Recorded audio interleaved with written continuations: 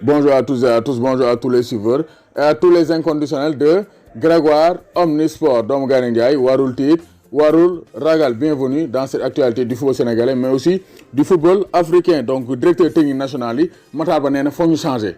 Gardien fait Abdou Badi, Mayacine Mar, donc, gis nañ ne Maguette Diop, ñooñu dañ fay yàgg moo tax Abdou Badji moom teel naa démissionné donc démissionné na de la direction technique de la lutte mais ña ñuy résister c'est Mayacine Mar et Maguette Diop donc Mayacine Mar mu ngi résister bàyyeegul démissionné gul kii di Maguette Diop aussi mu ngi résister du côté du basketball en tout cas Mayacine Mar veut rester, Maguette Diop veut rester, mais Matar Ba ne veut pas que ses anciens restent directeurs techniques national parce que quand même il veut du renouvellement, du sang neuf pour l'essor, l'émergence du football sénégalais et du basket sénégalais, de manière générale du sport sénégalais. En tout cas, ça sera chaud pour Mayacine Mar et Maguette Diop qui se cramponnent, donc au niveau de leur poste de DTN, directeur technique national du basket et du football. Donc Mbaye Diagne fan lay dem Mbaye Diagne actuellement mu ngi ci ay difficultés entre le marteau et l'enclume comme ni ko journal Record titré Mbaye Diagne il a des problèmes parce qu'il a été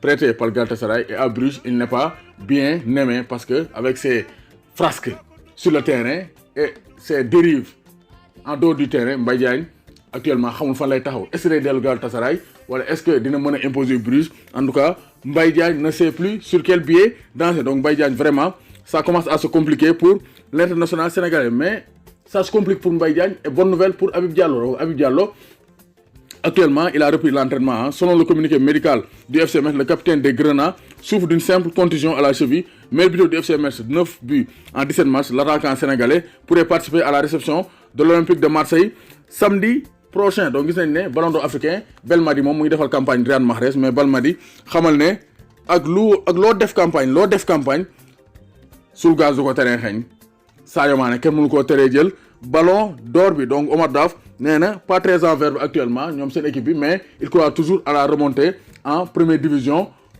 française parce qu'actuellement Sochaux n'est pas très en forme, ils enchaînent les défaites et les contre-performances. Donc Daf néna on va essayer de se remettre sur les rails. Donc belle prestation pour Naby Keita, vraiment le retour du prodige à Salzbourg avec Sadio Mané, ils ont été éclaboussants, ils ont été étincelants face à Salzbourg. Donc Ben Sebaini, héros surprise, donc Ben Sebaini a marqué un doublé. Ben Sebaini, il a marqué le latéral gauche de Mönchengladbach, a tracé à lui seul donc le Bayern de Munich avec un doublé. Donc Ben Sebaini, c'est un très bon latéral, on l'a vu durant la Coupe d'Afrique des Nations, il a progressé. Donc de Rennes à Mönchengladbach, il est en train de monter en puissance, il a inscrit un doublé de même que Mbaye Niang. Donc Osimhen aussi, puissance 9, il a marqué son 9e but de la saison avec le LOSC, donc Lille. Vraiment, rien à dire, les Africains brillent en Europe. Donc Nîmes est au nouveau directeur sportif. Donc après le limogeage du directeur sportif de Nîmes pour mauvais résultats, l'ancien Lion indomptable serait intéressé par ce poste. Donc Eto'o mu jéem xool nan lay defee reconversion. S'il ne peut pas être entraîneur, il veut devenir directeur sportif de Nîmes. Donc Atal absent 4 à 5 mois. Donc ça c'est un coup dur, hein. Ça c'est un coup dur. Atal aussi il est talentueux mais il se blesse beaucoup. Il s'était blessé, égalul CAN bi. Nice aussi mu blessé waat. Il souffre d'une lésion méniscale du genou. Donc ça aussi, il va attendre 4 à 5 mois. Coup dur pour Patrick Vieira et Racine Koli. Hakim Ziyech, deuxième meilleur joueur en Europe. Donc d'après le Centre international d'études sur le sport, CIES, donc le classement des meilleurs joueurs des championnats européens de ces premiers mois de compétition, le Marocain Hakim Ziyech, autour de 5 buts et 12 passes décisives en championnat hollandais, et deuxième derrière Lionel Messi et devant Kylian Mbappé. Donc Sadio Mané, il a été classé, je pense, 9e meilleur joueur donc, au monde en ce début de championnat. Amin Harit, qui est actuellement en forme, autour de 6 buts et 3 passes décisives avec Schalke, voit son contrat être prolongé jusqu'en 2024. Ce qu'on appelle une récompense et une juste récompense pour l'international marocain Amin Harit. Donc Nicolas Pepe, Lundberg n'est pas comme temps. Parce que Pepe, c'est un joueur talentueux. Donc Algérie, Belmadi ne ferme pas la porte à Maxime Lopez. Maxime Lopez, qui a des origines algériennes, comme Andy Delors, qui a joué la CAN 2019. Maxime Lopez serait donc courtisé par Belmadi pour rejoindre son pays d'origine, l'Algérie. Parce que lui, il a des origines algériennes. Sa mère est algérienne. Donc il peut porter le maillot de l'Algérie. Donc des équipes pourraient boycotter le tournoi du CHAN 2020. Il y a quelques jours, la CAF indiquait que la 6e édition du CHAN donc Coupe d'Afrique des Nations des locaux aura lieu du 4 au 25 avril.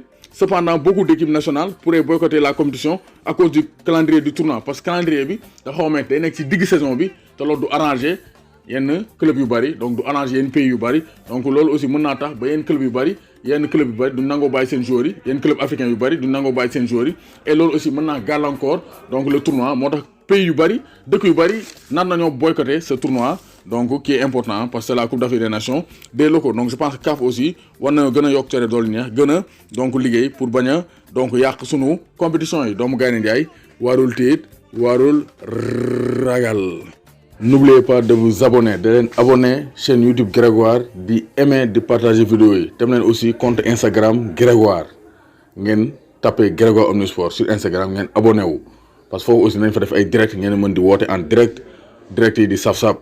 Dem leen aussi page Facebook Grégoire ngeen abonné foofu parce que naa koy partager vidéo yi donc Grégoire partout ala accu amul bàyyi